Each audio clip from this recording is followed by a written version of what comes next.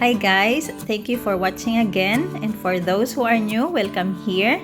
This is my channel, Bake in Box. For today's video, I'm going to show you how to customize a box for a hot dog sandwich. And this sandwich is very famous here in the Philippines. So please watch until the end so that you will know how to customize your own box, since the breads or the buns are not of the same sizes. To start, we have to measure the length, the width, and also the height of the bun. This is the material I'm going to use. This is a clay-coated board. One side is white and the other side is brown. This dimension is enough for the size of the bun that I have measured earlier. On the other side of the board, you have to make like this. On the left and right sides, that is 1.5 inches, and that measurement is the same to the height of the bun.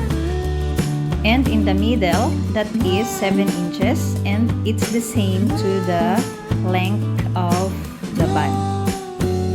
Then in the vertical position, these measurements are the measurements for the height and the width of the bun.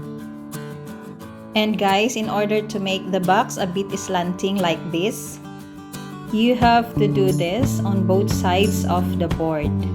Check this out guys, you have to do the same, all the one with arrows. Okay guys, in the next step, you have to watch out carefully. Please look which one I am cutting, because some of the portions should not be cut.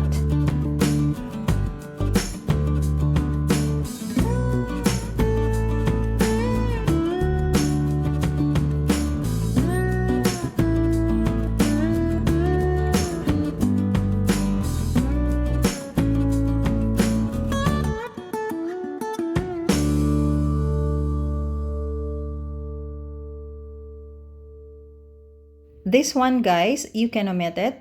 It's okay if you don't want to make a curve on the edge of those boards. It's okay. But for me, I am doing this just to make a bit pleasant on the outside part of the box.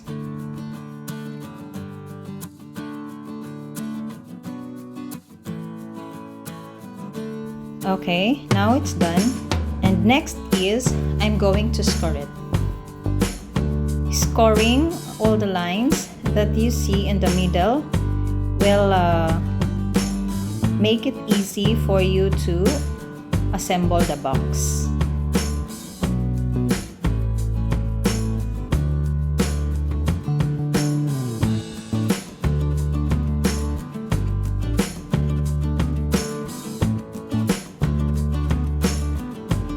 And to lock the sides of the box, I am using here a double-sided tape.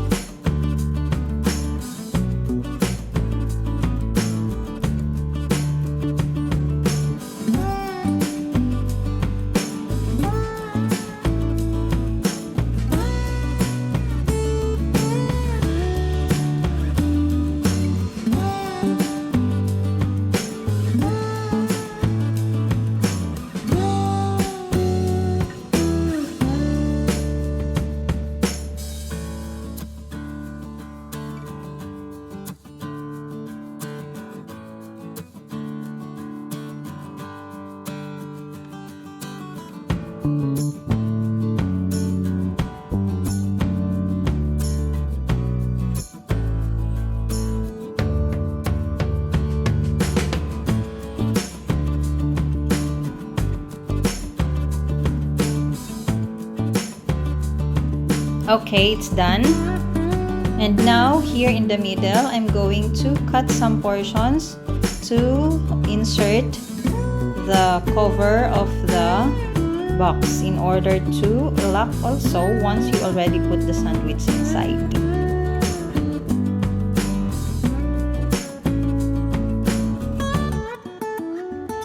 Okay, so it's done guys. Our hot dog sandwich box is done. So these are the sides, the back, the front, and then the inside part. See? This is it. Okay, and now let's prepare the famous cheesy hot dog sandwich. Here I am using the ketchup, the mayonnaise, the cheese, the hot dogs, of course, and then the fresh lettuce and the bun. This is very easy to prepare, guys. You just need to cook the hot dog, and then after that, you have to put everything or all the ingredients inside the bun. Of course, the first one is the lettuce. And then the hot dog.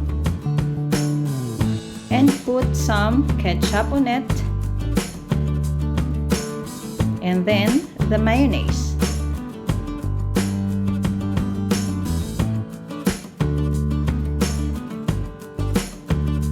And of course, the cheese. Make it a lot. So it's cheesy hot dog sandwich bun. And on top of the cheese, guys, I want to add some color. So I will put a little bit of ketchup. Just to add some color on top.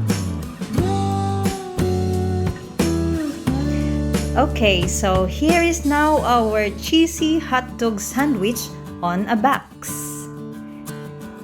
Thank you so much, guys, for watching, and I hope to see you again on my next video. To those who are new to my channel, please don't forget to subscribe and click or set the notification bell button to all so that you will be notified for my next uploads.